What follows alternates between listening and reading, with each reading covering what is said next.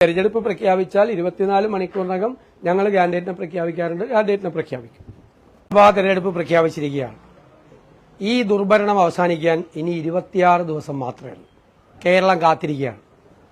ഈ ദുർഭരണത്തിന് അന്ത്യം കുറിച്ച് കേരളത്തിലെ ജനങ്ങൾ ഒരു പുതുയുഗ പിറവിക്ക് തുടക്കമിടും. ഞങ്ങൾ പൂർണ്ണമായ പ്രതീക്ഷയോടുകൂടി, നിറഞ്ഞ ആത്മവിശ്വാസത്തോടുകൂടി ടീം UDF ഈ തെരഞ്ഞെടുപ്പിനെ നേരിടുകയാണ്. 100-ലധികം സീറ്റുമായി കേരളത്തിൽ ടീം UDF അധികാരത്തിലേക്ക് തിരിച്ചുവരും എന്നതാണ് ഞങ്ങളുടെ വിശ്വാസം. ആ വിശ്വാസത്തിന്റെ അടിത്തറ എന്ന് പറയുന്നത് കഴിഞ്ഞ 5 വർഷക്കാലം നടന്ന എല്ലാ നിയമസഭാ ഉപതെരഞ്ഞെടുപ്പുകളിലും അത്യപൂർവമായ പ്രകടനമാണ് UDF കാഴ്ചവെച്ചത്. തൃക്കാക്കരയിൽ 12,000 വോട്ടിന്റെ ഭൂരിപക്ഷം 25,000-ആയി വർദ്ധിപ്പിച്ചു. പുതുപ്പള്ളിയിൽ 9,000 വോട്ടിന്റെ ഭൂരിപക്ഷം 37,000-ആയി വർദ്ധിപ്പിച്ചു.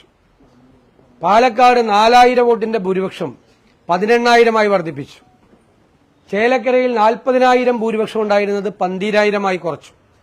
നിലമ്പൂരിൽ 3,000 വോട്ടിന് തോറ്റ സ്ഥലത്ത് 11,000-ത്തിലധികം വോട്ടിന് ജയിച്ചു.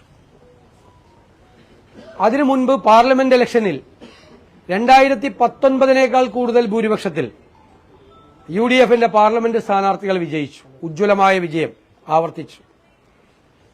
ലോക്കൽ ബോഡി തെരഞ്ഞെടുപ്പിൽ കഴിഞ്ഞ 30 വർഷക്കാലത്തെ പഞ്ചായത്ത് രാജ് നഗരപാലിക സംവിധാനം കേരളത്തിൽ ഉണ്ടായതിനു ശേഷം ഉള്ള ഏറ്റവും വലിയ ശ്രദ്ധേയമായ പെർഫോമൻസാണ് ലോക്കൽ ബോഡി തെരഞ്ഞെടുപ്പിൽ UDFനുണ്ടായത്.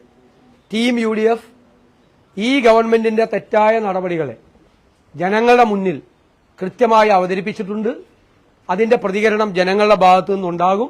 മാത്രമല്ല, എവിടെയെല്ലാം ഗവൺമെന്റ് പരാജയപ്പെട്ടു അവിടെയെല്ലാം കേരളത്തെ കൈപിടിച്ചെഴുന്നേൽപ്പിക്കാനുള്ള കൃത്യമായ പദ്ധതികളും പരിപാടികളുമായിട്ടാണ് UDF മുന്നോട്ട് വരുന്നത്. തെരഞ്ഞെടുപ്പ് പ്രഖ്യാപിച്ചതിലുള്ള ഏറ്റവും വലിയ സന്തോഷം സർക്കാർ ചെലവിൽ, സാധാരണക്കാരന്റെ ചെലവിൽ ഖജനാവിൽ നിന്ന് പണമെടുത്തുകൊണ്ടുള്ള തെരഞ്ഞെടുപ്പ് പ്രചരണം, കേരളം ഇന്നുവരെ കാണാത്ത ഒരു തെരഞ്ഞെടുപ്പ് പ്രചരണമാണ് ഇവിടെ ഈ സംസ്ഥാനത്ത് നടന്നത്. ജനങ്ങളുടെ പണം ഉപയോഗിച്ചുകൊണ്ട് കോടിക്കണക്കിന് രൂപ കേരളം സാമ്പത്തികമായ പ്രതിസന്ധിയിൽ കൂപ്പുകുത്തുമ്പോൾ ജനങ്ങളുടെ പണം വീണ്ടും കടം വരുത്തി വെച്ചുകൊണ്ട് ജനങ്ങളുടെ പണം എടുത്തുകൊണ്ട് ഇതുപോലെ കോടിക്കണക്കിന് രൂപയുടെ പരസ്യം നടത്തിയ ഒരു കാലവും ഉണ്ടായിട്ടില്ല. അപ്പോൾ അതിനെല്ലാം അന്ത്യം കുറിക്കുകയാണ്. അതെല്ലാം ഇവിടെ ചോദ്യം ചെയ്യപ്പെടും. കേരളത്തെ തകർത്തു തരിപ്പണമാക്കിയ ഒരു സർക്കാരിനെതിരായ ജനങ്ങളുടെ അതിശക്തമായ പ്രതീക്ഷയും UDFനെ കുറിച്ചുള്ള പുതിയ പ്രതീക്ഷയുമായിരിക്കും ഈ തെരഞ്ഞെടുപ്പിൽ പ്രതിഫലിക്കാൻ പോകുന്നത് എന്ന് ഞങ്ങൾ വിശ്വസിക്കുന്നു.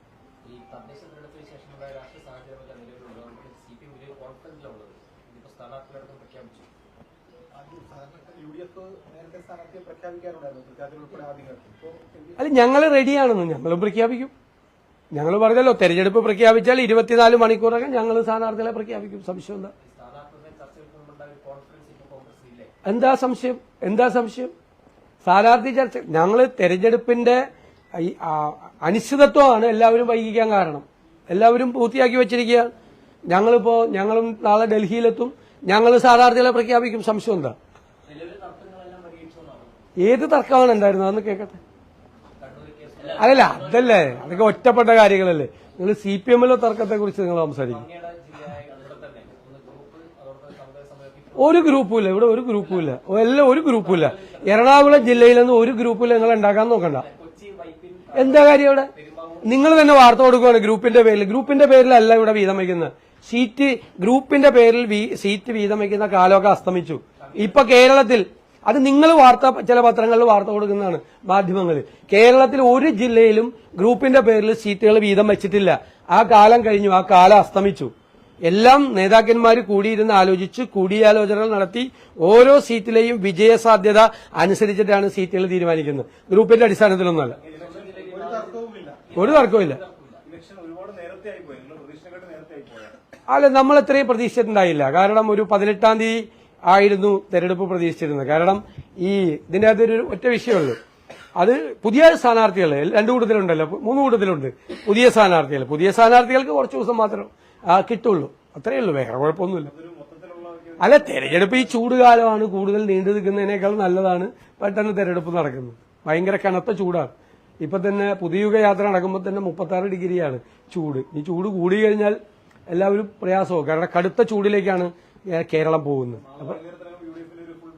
അല്ല, അത് ഞാൻ പറഞ്ഞല്ലോ, ഞങ്ങൾ തെരഞ്ഞെടുപ്പ് പ്രഖ്യാപിച്ചാൽ 24 മണിക്കൂറിനകം ഞങ്ങൾ കാൻഡിഡേറ്റിനെ പ്രഖ്യാപിക്കാറുണ്ട്, കാൻഡിഡേറ്റിനെ പ്രഖ്യാപിക്കും. പിന്നെ ഇപ്പൊ നടത്തിയിരിക്കുന്നത് പിൻവാതിൽ നിയമനങ്ങളാണ്. അതെല്ലാം UDF മന്ത്രിസഭ വരുമ്പോൾ അത് പുനഃപരിശോധിക്കും. അതെല്ലാം റദ്ദാക്കും. നിയമവിരുദ്ധമായിട്ടുള്ള പിൻവാതിൽ നിയമനങ്ങളാണ്. PSCയിലെ റാങ്ക് ലിസ്റ്റിലെ ആളുകൾ ഫസ്റ്റ് റാങ്ക് കിട്ടിയവർക്ക് പോലും പണി കൊടുക്കാതെ പിൻവാതിൽ നിയമനം നടത്തിയിരിക്കുക. എംപ്ലോയ്മെന്റ് എക്സ്ചേഞ്ചിൽ പോലും പോകുന്നില്ല. സംവരണ തത്വങ്ങൾ പോലും പാലിക്കാതെ ബാക്ക്ഡോർ അപ്പോയിന്റ്മെന്റിന്, പിൻവാതിൽ നിയമനത്തിന് ഒരു സംവരണ തത്വങ്ങളും ഇല്ലല്ലോ. തോന്നിയ പോലെ ചെയ്യാമല്ലോ, സ്വന്തക്കാരെ തിരികെ കയറ്റാമല്ലോ, തിരികെ കയറ്റിയിരിക്കുക. അതിനൊക്കെ ഉത്തരം പറയേണ്ടി വരും.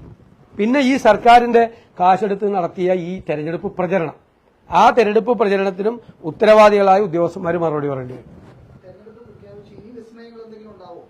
എപ്പോ വേണമെങ്കിലും പ്രതീക്ഷിക്കാം.